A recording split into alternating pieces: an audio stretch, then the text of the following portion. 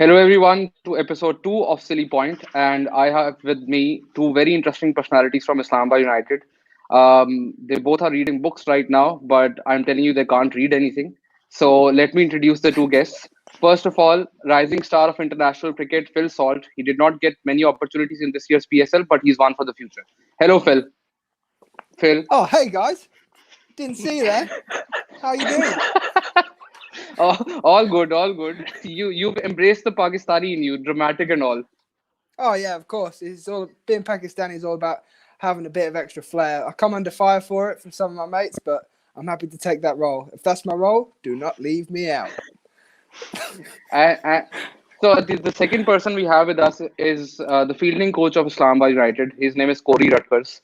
He's with us. He's been with us for 2 years now. His second season with Islamabad United. And I'm trying to find some good things to say about Corey, but I can't. So hi, Corey. Hey guys, I didn't see you there. Just a little bit of light reading for my Friday. Oh yeah, good one. Oh yeah, good one, mate. Hello everyone Yeah. from Islamabad.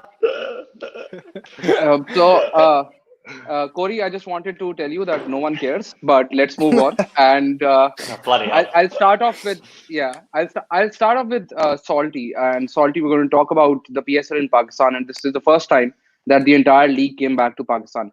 How was your experience of the hospitality you received here, and are there any thoughts on how we can make it better? Yeah, same as always from me. Obviously it's my second year back in Pakistan. Loved it again. I don't know. To be honest, he's putting me off quite a bit just looking at his face. I'm really not enjoying that. I don't know if we get that taken off or something. Oh, hurry up, Phil. Come on. You've got your 2 minutes and then it's my 2 minutes. So hurry up. Listen, it's not all about you, champion. No, it was good. Second year in a row, it was good. Obviously this competition was very different for me, like more limited opportunities. But in terms of, the squad we had, we were top draw. And to be honest, if I'm getting stuck behind two overseas players, in Colin Monroe and Luke Ronke, there's not two better guys for me to learn from personally. So, everything happens for a reason. I learned a lot and I'm a better player for the experience. Absolutely. Phil. And Sorry, as you mentioned, Rahana, go. I just want to jump in, Phil. How many years of media training did you practice for that response? You're not funny. Nah, come No on. one's laughing at you. Look at that. Hey, It's we deafening said, silence. Phil, that was the most media response ever. They said, be light-hearted. That was not light-hearted. What would you know about it, Chuck? Oh, you said we weren't going to go at each other. All right, no, go. Go. We'll give it another 5 minutes and then we'll go at each other. I don't like Yes. you. That's pretty obvious, Salty. That's pretty obvious. So moving on to Corey Rutgers, who can't even pronounce his own name. Just to build this up, Corey is a recipe for disaster. I'll explain how. So when he was supposed to come for the PSL, he was stuck in Australia in the bushfire. After that, he was hit by some sort of a storm. Then he came to Pakistan, and then there was coronavirus issues. So, Corey, what's wrong with you? Well, you could say that, we bring a couple of natural disasters with all the humour and that. But, it's been a crazy few months.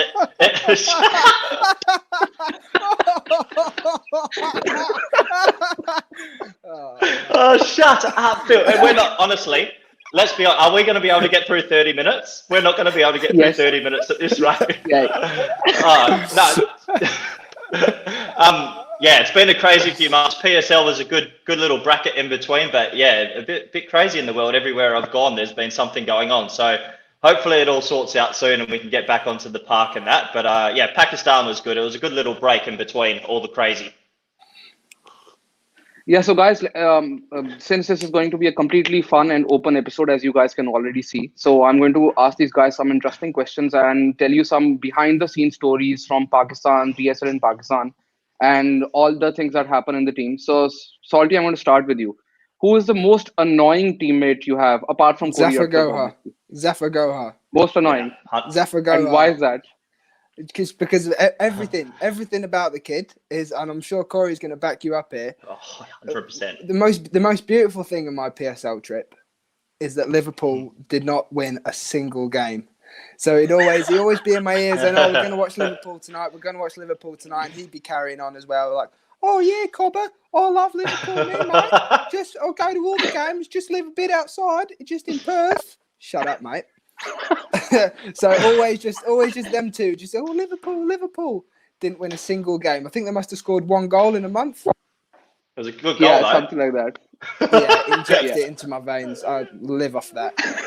Yeah, no, that's fair. We had a shocker. We had an absolute shocker for a month. So Corey, you go on about Zafar. What are your issues with him? Listen, every team has that person that when you wake up and you open your door and you walk out and you see them in the hallway, you just want to strangle them early. And Zafar to me is that person. He has that beautiful face, and he'll put his arm around you, and then all of a sudden it just turns evil. The amount of times he just, oh, you Australian this, you Australian that. 24 hours a day, 7 days a week. Zafar Goa is the worst teammate in Islamabad United, 100%. Just for the record, Zafar Goa is my favorite person in the team, and the reason for that is that he lays into Corey like no one else does.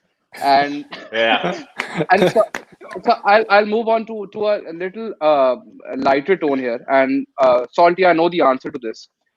Who's your favorite teammate at Islamabad United, and why? It's got to be Rumi. Without any shadow of a doubt, it's Rumi. He's a beautiful man. I don't know if you've been following all the stuff that he's been doing. I mean, obviously you would have been. All the stuff that he's been doing back there, and I mean, what a guy to be going out of his way and doing that and getting all the funds together and helping people out. What a bloke. Yeah, Rumi is doing a terrific effort, and I'd like to give him a shout out on this show as well. He's doing terrific work for people in need right now during this coronavirus pandemic, and he's doing really well, helping people out, going door to door, and we're all really proud of him. That's the kind of person he is. He tries to help everyone around him, and he also gels the team together. Corey, your thoughts on Rumi? Oh, Rumi, well, as his number one best friend, he messaged me just before the show actually and said, "You're still my number one." I said, "Thanks, Rumi." You won't meet a more kind-hearted person than Rumi. Honestly, the amount that he does for the boys in the team and then the general public, he's just a sweetheart, really. He's a big, cuddly teddy bear. So everyone loves Rumi. I love Rumi. We're best friends. We've been best friends for 2 years. We ride each other cars now. We have friendship bracelets. Me and Rumi are really, really close. So it's good. Why'd you have to lie? Why'd you have to come live on air? We're 8 minutes and 17 seconds in, and you're just telling lies. Rumi, if you're listening right now, please message me just to confirm. I'll take a screenshot. I'll get it online later. Thanks, Rumi. You're a liar. So on the record, I'll say this: Rumi's best friend at Islamabad United is obviously me, and then Salty. So yeah. Yes. So yeah. Don't agree. Don't agree. Yeah. We don't agree with you, man, on all things. Or like you. No. Yeah. Rumi and I are tight. Rumi and I are very tight. So guys, just moving on to what was happening at the end of the tournament when we found out about the coronavirus thing, and there were talks about the league getting postponed. And start off with Corey Rutgers here. Corey, it was a very emotional time when the players have to leave. Can you please talk us through that night at the hotel? What happened, and how were you feeling, and why were you feeling so attached to the team? Was that before or after he dropped his shopping everywhere? Clubs everywhere. Yeah, Phil and I had been watching a little bit of the news at that time, and it was a tricky period. But no, in all honesty, it was a difficult way to say goodbye to everyone, considering when you were together for 5 weeks, hotels, flying, matches, and then obviously the state of the world was changing, and we're following it, and before you know it, it was you're going home in the next 4 or 5 hours to get back to your country of residence before it gets worse. So. Yeah, it was tricky, especially the goodbye was tough because we didn't get to, not all of us got to finish the tournament, which was a real shame. I can see Phil giggling there, but this is a serious matter, Phil. It was poor. It was pretty poor. But I was also quite tired after being the fielding coach, trainer, passport holder, bus driver, and basically running the operations crew. I needed a good break, so it was disappointing to leave that way, but it was a good 5 weeks anyway. Would you say you were busy this PSL? Yeah, when you're mitting for all the coaches, it gets tiring. You've just got to be there with your mitt, 110% every day. Yeah, it was tough. And then you've got maybe 24 to 25 players coming at you for 24 hours a day. I was pretty happy when I left, actually. So, Salty, you decided to stay on and you played the last match as well. And obviously, we had lost some of our key players, and you played your part, and it was a really tough game, a really tough defeat to take. But overall, why did you decide to stay? And can you talk us through that last match and the feelings after that match? Yeah, well, I think it was quite a tough situation because everybody was in different boats.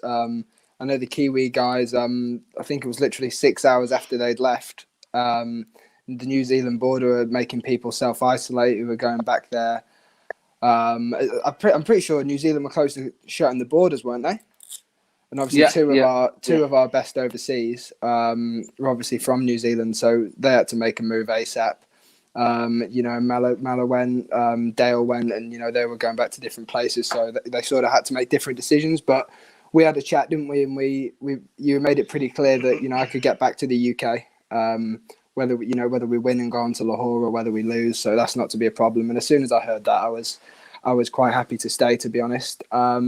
But then we played a tough game in Karachi. It was quite a weird vibe. I don't know if you really remember. Corey wouldn't remember because he was too busy running away.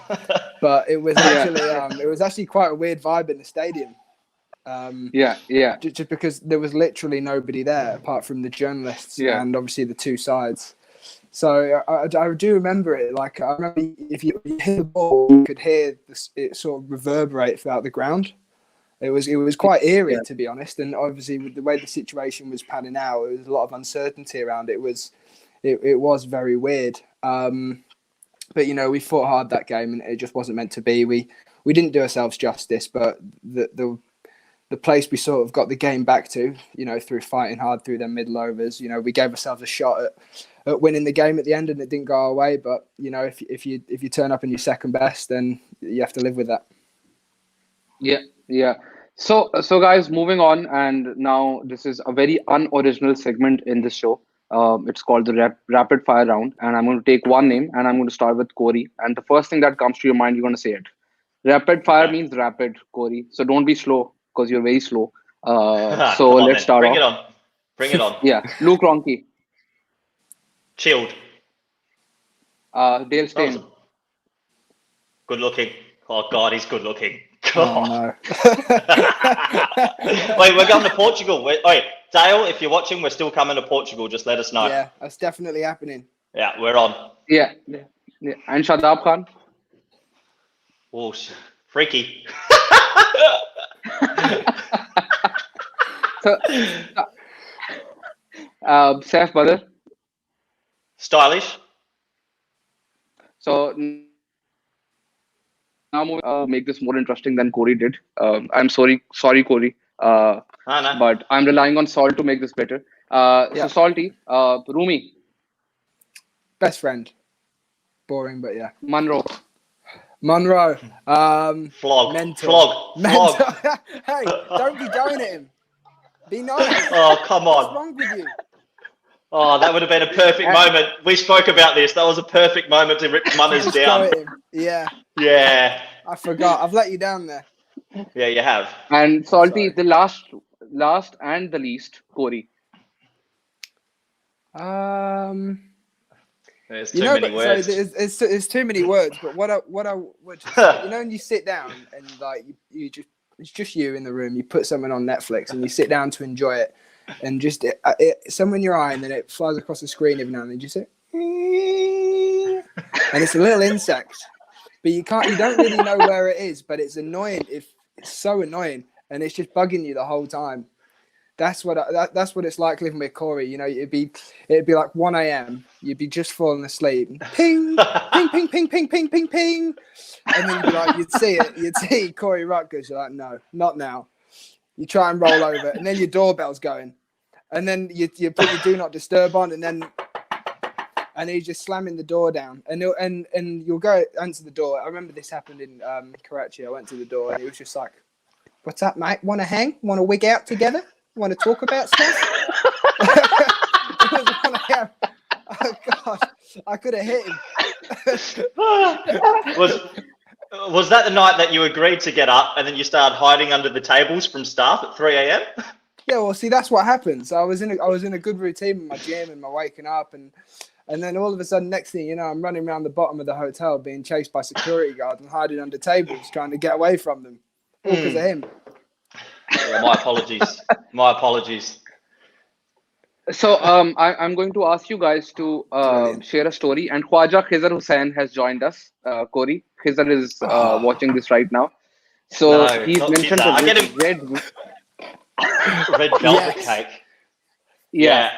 So I'm going to ask you. I'm going to ask you to tell this story to our audience, but please do not give too many details away, obviously. But please go ahead, Corey.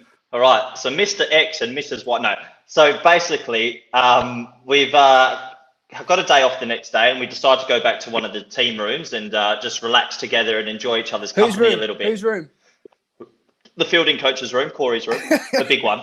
I did get a big room at that place. And before you know it, look, we're sitting there enjoying each other's company for a couple of hours, and there's some good energy then. And then one of the operations crew, bless them, has brought in a red velvet cake and just placed it on the table. And okay, there's a bit of cake. I'm surprised Salty didn't put his fat face straight in it, but he didn't, which was a surprise.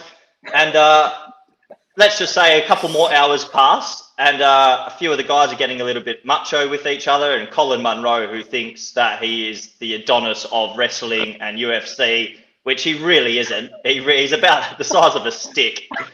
At some stage, I challenged Colin to a sort of, let's just say an arm wrestle. Before I know it, during this arm wrestle, Phil Salt has picked up the red velvet cake and thrown it across the room.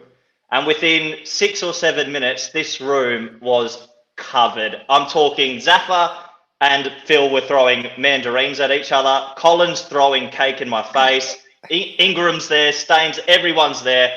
And within 12 minutes, we sort of realized it got a little bit out of hand. So everyone went to bed. I stayed up all night cleaning, which was great fun. And then the next day, I was told by management that the room would cost 100,000 rupees or whatever it is to fix. So that brought a bit of panic on because of my low rates. I mean, come on. And then, so it just kept evolving. It just kept evolving. It was a good night, but it got a little bit out of hand. But we needed it. We needed it. You've missed out the best bit of the story, which not everybody knows, which is beautiful, which is like, well, I love the fact you brought this up, Rahan. So please go on. It's about 3 a.m. and we're like, right, this room's a mess. There's velvet cake in the sheets, on the sofas. Someone's been cracking 7-Ups next to one another and chucking them down Stone Cold Steve Austin style. I can't remember who it was, but it was pretty funny. And there's just carnage. The room is sticky and full of cake, and I'm pretty sure the light fittings were pulled out. There were almond nuts everywhere. These guys come up to clean the room, and they start cleaning. Oh, yeah. Dunners. Oh, yeah. So Dunners is just leaving the room in the corridor, and he goes the wrong way. So analyst Dunners. Analyst. Yeah. So he's walking back the other way, and he hears Corey making a deal with the guys cleaning the room up. He's making a deal. He's saying no charge, shh, keep it quiet, but I'll give you 4 shirts, 4 Islamabad shirts. Right, and then Colin Ingram, he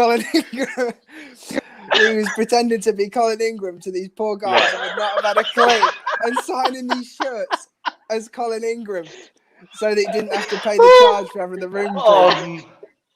Oh mate, yeah, and you should have seen the smile on their faces. They got 4 shirts, bloody steal. Oh, I forgot about that. Now we know where those 4 shirts went, and that's going to be deducted from your salary, Corey. Thank you so much for informing me about that, Salty. Oh boy, what a night! So guys, we have some questions coming in, and Adina Khurram has asked us on YouTube, and both of you can answer this. Salty, you start. What's the Yeah. favorite city and favorite favorite food in Pakistan? What's your favorite city and food? Favorite city would have to be Islamabad. Just because obviously we didn't really get much time to go out and do sightseeing and stuff, but we had a few team dinners in Islamabad because it was our home city. And favorite food would have to be gulab jamun. Okay. That was I'm pretty sure it's quite high in calories, isn't it? Yeah. It's like Yeah, deep fat it's fried like donut Yeah. stuff with ice cream. Yeah. Yeah. But that was definitely Yeah. my favorite. And Corey, yours? And the minibar. Corey's only going to say it, but I ran through that minibar at a rate of I thought your favourite food would have been the Kit Kat Chunky from 12 a.m. to 1 a.m. every night, but okay. And the Toblerones. Yeah, the Toblerones got met. Now, for me as well, Islamabad, obviously we're representing them. It's a gorgeous little city, quite forward as well with everything they've got going on there. But for food, I was just trying to remember the name. It came out for many of our dinners. It was one of the meats that it pulled off the bone beautifully. It was a lamb. The but ribs. But what did they call it though? There was a name. Ribs. No, yeah. Ribs, Corey. Oh yeah, the lamb ribs. Yeah. The lamb ribs. Nah, I'm talking about something else, but I can't remember the name exactly. But to be fair, all the restaurants we went to, all the meat, unbelievable. So you both of you loved the food in Pakistan. Too much. Yeah, it was top draw. Yeah, too much. So we have another question from Mahanur Zafar, and she's asking. I start with Corey. Who is the laziest player at Islamabad United? Oh boy, it's a loaded question, that one. Laziest, like honestly, the laziest. Guess he's not getting a contract next year. All on your head, Corey. Go on, mate. Actually, as a coach on the coaching staff, I'd like to respectfully decline to answer that question. We have to have a coaches-player relationship. Ooh, So boring. Phil, I'll let you answer that one. I'll let you go, Boring. Phil. The laziest player. Does it have to be a player, or can it be a member of the coaching staff? Oh, can it be the operations crew? Now, I've Can it done be a few people here. I didn't see Donovan mitt a ball in about 5 or 6 weeks. He was always going on about mitting, never mitted a ball.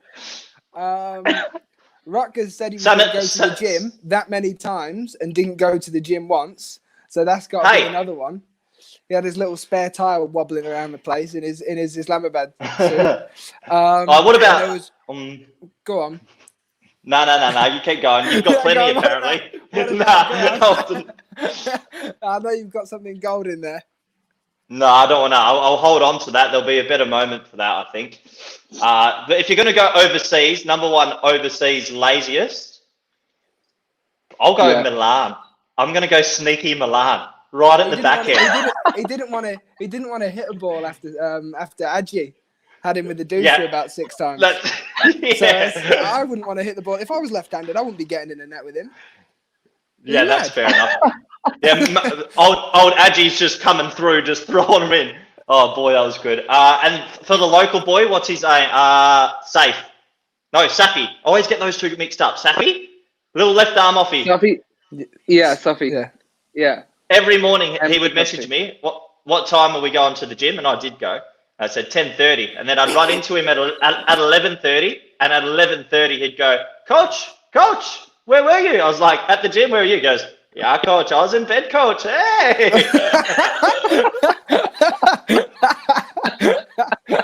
Oh, bloody hell. Yeah, he's the laziest by a long way. Just comes in bowling his little left arm nude nuts, blop, blop, blop.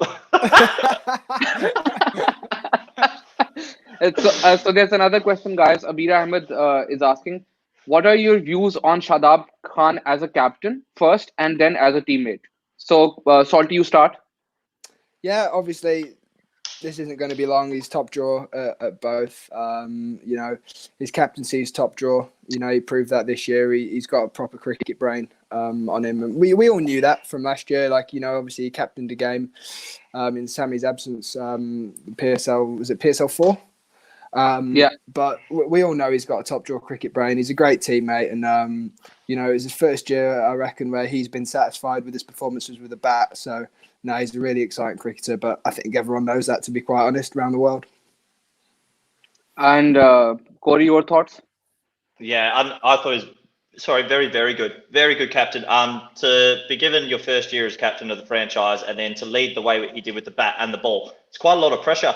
And he's still a young man. I think a lot of people forget that. So he was a very good leader, not only on the field but off the field for us. He got the boys together, kept the spirits high. Even though results weren't going our way, it wasn't a reflection of what he did for the group. So he had a really good year and was a very, very good captain. So, Salty, I want your view on this, and you mentioned this while sitting in the dressing room as well. On Shadab's fielding, where would you rate him in world cricket in the fielders that you have seen?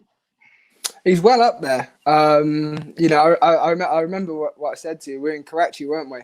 And I said, like, obviously, you wouldn't know that he's a Pakistani fielder, and I mean that in the best way possible because, you know, Pakistani like cricket, as I've known it growing up, batting skill exceptional, bowling skill exceptional, but the fielding always lets them down. But Shadab at point doesn't miss a beat. His top draw with his hands, his throwing at the stumps, you know, in the ring and also from the boundaries, some of the best I've seen. So, you know, he's a great guy to have in your squad, and I definitely learned a few things about fielding in the ring from him. But he's well up there, you know, with movers and catchers and throwers in the world. And, you know, I think if he continues to develop at the rate he has, I think he'll be one of the best ever. Yeah, interesting. And Corey, as a fielding coach, an interesting stat, Salty. So in the first 4 PSL seasons, did you know Islamabad United dropped the least number of catches? And then we had our fielding coach, whose name is Corey Rutgers, and we dropped a catch in the first match, and we dropped a couple of other catches. I blame Corey. Yeah, but did you look at did you look at our run out tally? Most run outs in the PSL. Sorry, boys. Stats don't lie. But Corey, I never hit the high balls. That was Donovan. So unfortunately, Donovan's let us down there. I'll give him a message later. But the ground fielding, we went to another level. And Shadi is a freak fielder. The run out he got of Bubba Azam for a diamond duck. Yeah. Oh, that was top. There's only maybe a handful of people in the world that could pull that off. And yeah, his fielding is next level. Yeah, he's up there. So Salty, I'm going to ask you a couple of questions because people in Pakistan are interested in knowing all these young attacking batsmen coming through England. And, you know, there's a crop of players like yourself, Tom Banton, and the entire English team that's coming through. The batsmen that are coming through are really attacking, play really funky shots. Why do you think that's happening in England? And what can Pakistan do to replicate it? Why do I think it's happening? You look at the international side, and it's not hard to see why. You know, all the England batters are on a different level, to be quite honest. In world cricket right now, you know, you've got a group of guys that just go around the world to any tournament and dominate. You know, and do it in their own way. That's really exciting to see. And you know, I guess as batters growing up watching that, you just want to emulate that. You just want to take it one step further. And I think that's how, you know, it will sort of keep developing. And, you know, you see the same in the PSL as well. You know, you see every year there's a new guy coming out, you know, a new emerging talent who, you know, whacks it and does X, Y, Z. But I think the way T20 cricket's developing, I think it's always going to be like that. I think you're always going to have new batters coming on the scene and doing it different ways and playing different shots.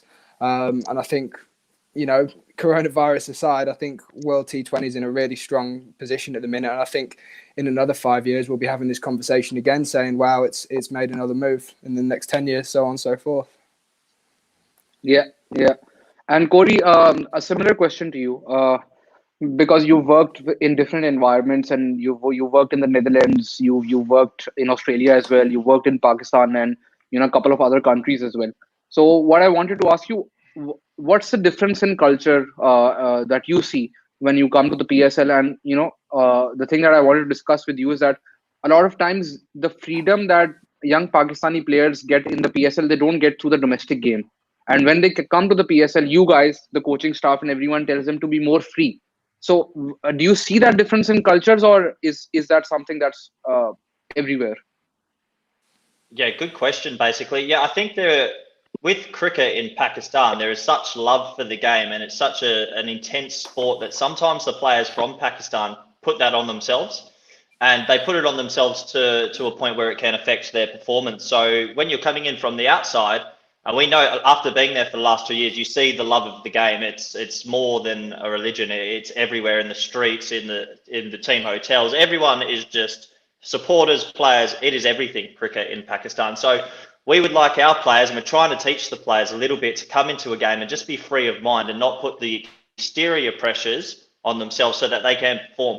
Because it is a lot of pressure playing high-level cricket, especially at the PSL. It's broadcast around the world, hundreds of millions of viewers. But the more we get them to relax, the better their performance will be. So fear comes into it, but I think it's a little bit natural in Pakistan. The game wasn't there for such a long time, and it's just come back. So it's going to take a little bit of time for them to play completely free, but the more they do that, the better the results will be as well. So, Salty, following up on this, do you think it's very important for a batsman to feel free to play the kind of cricket that's being played around the world? Yeah, absolutely. I mean, cricket's a very unique sport in the way that you can get all the coaching in the world and you can have the best, the most experienced talking in your ear, but you get out there and it's just you. There's no one else that's going to be answerable for what you do. So, as much as and that's definitely a thing in Pakistan. I think there's so many sort of figureheads there talking this, talking that. I think if you want to take everything on board over there, I think you're slightly done for. I think you've got to be very limited. I think that's a big challenge for Pakistani players, especially young ones, is be limited. Sort of what you take on board, what you don't. Because if you take it all on board, you'll drown in it. But I think it's very important that you have to be free. You have to see the game for what it is. Phil, yeah, sorry. Just to jump in there, mate. If you're gonna come in and spray me, I'm literally gonna climb. No, it's another question. It's a fair question. And how would you go about net bowlers and how you treat net bowlers and the respect you give them? Because there was a couple of incidents. Could you just take us through what happened with one of the net bowlers this year?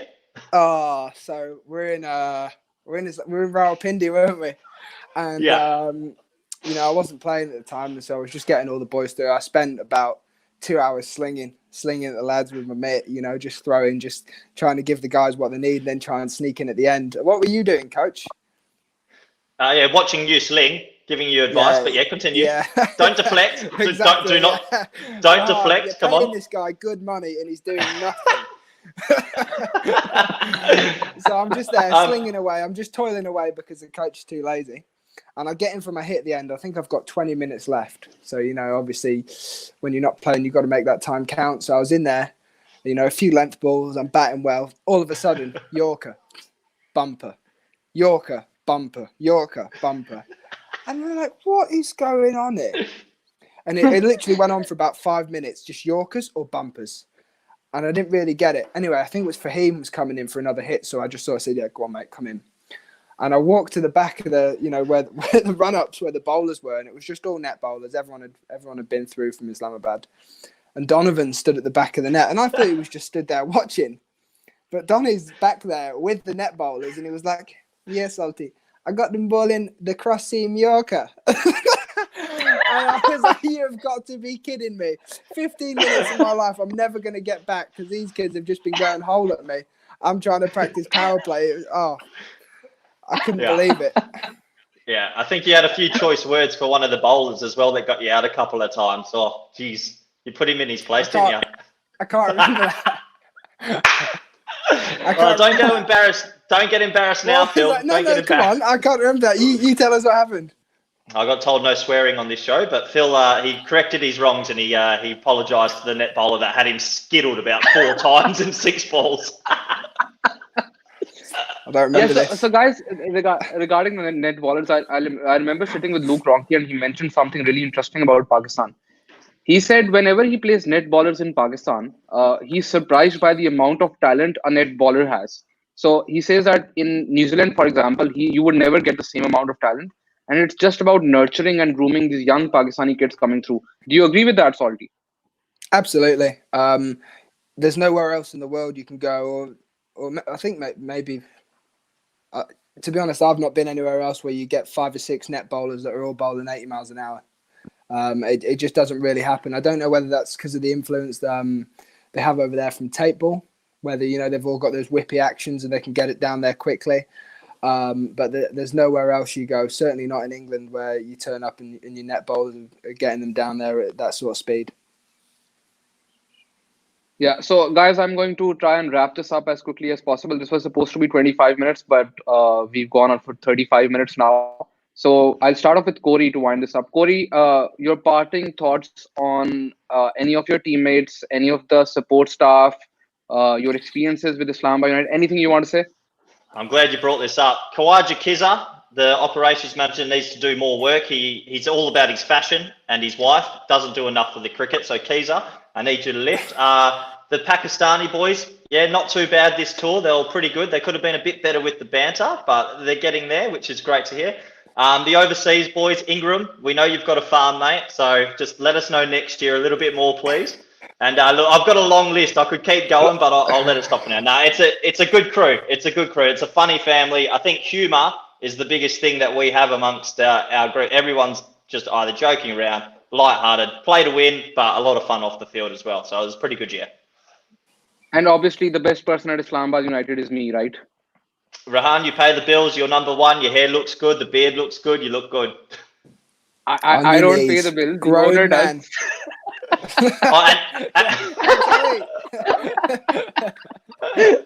Oh, jeez.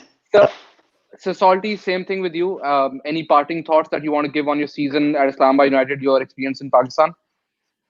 No, I had a lot of fun again. Obviously, limited opportunities this year, but did what I could when I played. But I just want to say something else in it, and it's not really cricket related. But everyone's waking up every day, and everyone's in lockdown. Everyone's struggling with it. Everyone's getting frustrated. Can't go outside. Can't do this. Can't do that. But every morning I wake up with a big smile on my face, and that's because Liverpool will not win the league this year.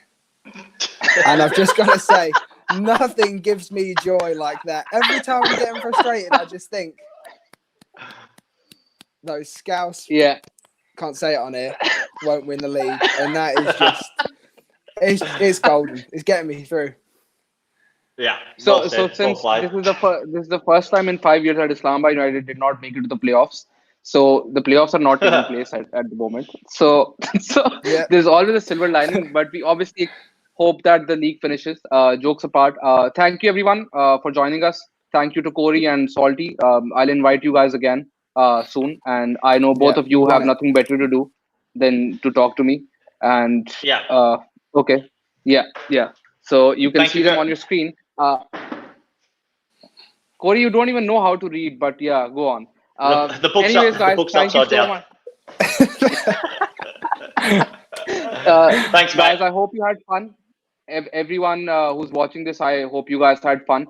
We will be doing Silly Point next week on Friday at the same time as well.